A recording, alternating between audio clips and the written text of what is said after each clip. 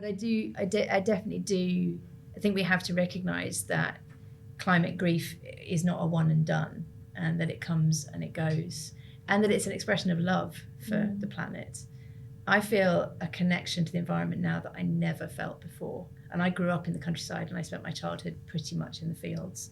And yet I feel a kinship is the best word with nature that I'm surprised to feel. That when I tell my friends about, they look at me like I'm absolutely bonkers. I also get those looks. And I think my relationship to it's changed too. So what I'm noticing is that I think there's stages of connection to this. I think there's an emotion, an intellectual connection that we make, where we say, oh yes, that's something to be worried about. We talk about it and we're very, we maybe start to make changes in our lives. Then there's a level of emotional connection where we're motivated to act because we feel we're acting on behalf of others. And I started my career in the humanitarian sector, and I think that was probably there for me then, which is, it's not fair that there's inequality in the world. I want to level the playing field. But if I was honest with myself, at no point did I think I was doing that for my benefit. And the next level up of emotional connection, if you like, is realizing, oh, this is my survival I'm fighting for. This isn't just other people I'm doing this for as an altruistic act.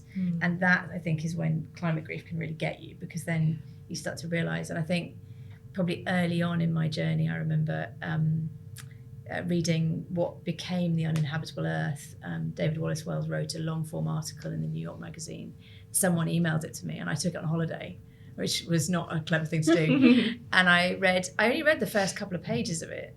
And I sat on a beach and I had this overwhelming feeling of being a refugee. And I'd never felt that way before. And I lived for 7 years in Sierra Leone.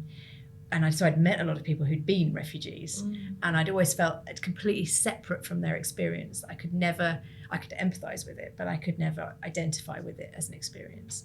And here I was on a beach in Dorset, feeling like I might not have a home, and that we might not have a home. And as British people, I think that's really an alien concept.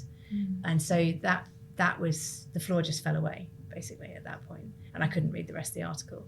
And interestingly, I read the rest of it recently. I dug it out and read it, and it felt completely neutral. It had no charge because I'd found all that stuff out.